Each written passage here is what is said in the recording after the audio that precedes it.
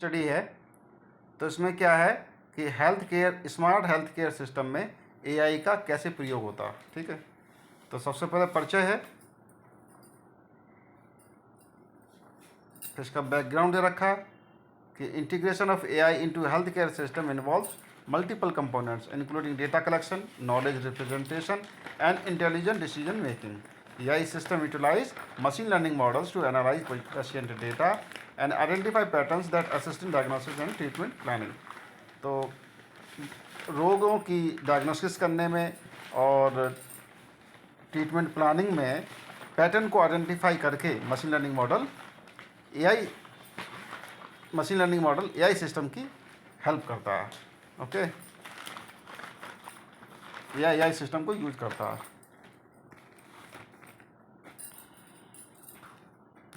अब problem statement number 1 ये है कि लार्ज मेडिकल डेटा में जो हैंडलिंग होती है वो इनएफिशिएंट होती है, दक्ष नहीं होती है। तो उसके लिए क्या करेंगे, तो क्या है, health care system generate massive amount of structure and unstructured data including patient record, diagnostic reports and imaging data.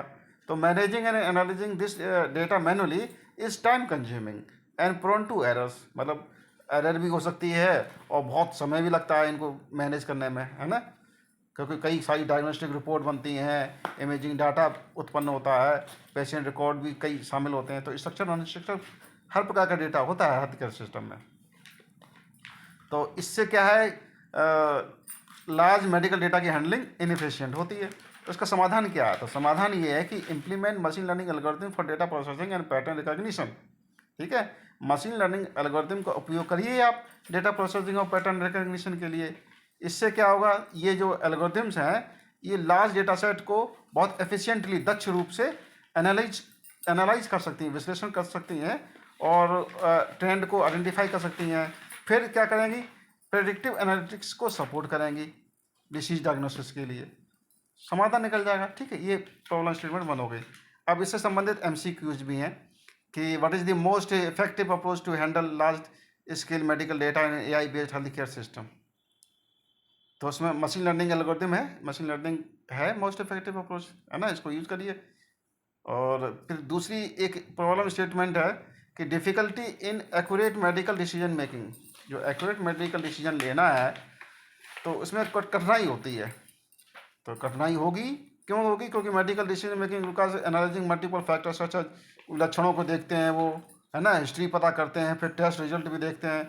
तो ह्यूमन एरर्स और incomplete analysis can lead to incorrect diagnosis. इससे क्या है, डायग्नोसिस इनकरेक्ट हो सकता है, कठिन हो सकता है। समाधान क्या है इसका, समाधान ये है कि आप एक्सपर्ट सिस्टम और प्रोडक्शन रूल को यूज करिए, प्रोडक्शन रूल के साथ एक्सपर्ट सिस्टम को यूज करिए।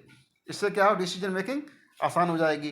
These system apply rule based reasoning to derive logical conclusion and assist doctors in diagnosis. तो इसी से संबंधित एमसीक्यूज का एक क्वेश्चन बनता है मल्टीपल टाइप का कि which AI system is most suitable for supporting medical decision making. इसमें एक्सपर्ट सिस्टम है, एक्सपर्ट सिस्टम। इसी प्रकार से प्रॉब्लम स्टेटमेंट 3 है। ठीक है, फिर एक एमसीक्यूज है, फिर प्रॉब्लम स्टेटमेंट है lack of learning and adaptability in system, फिर एमसीक्यूज दे रखा। इस प्रकार से केस स्टडीज हैं और प्रॉब्लम स्टेटमेंट 5 भी है और फिर कंक्लूजन है इन सभी केस स्टडीज का।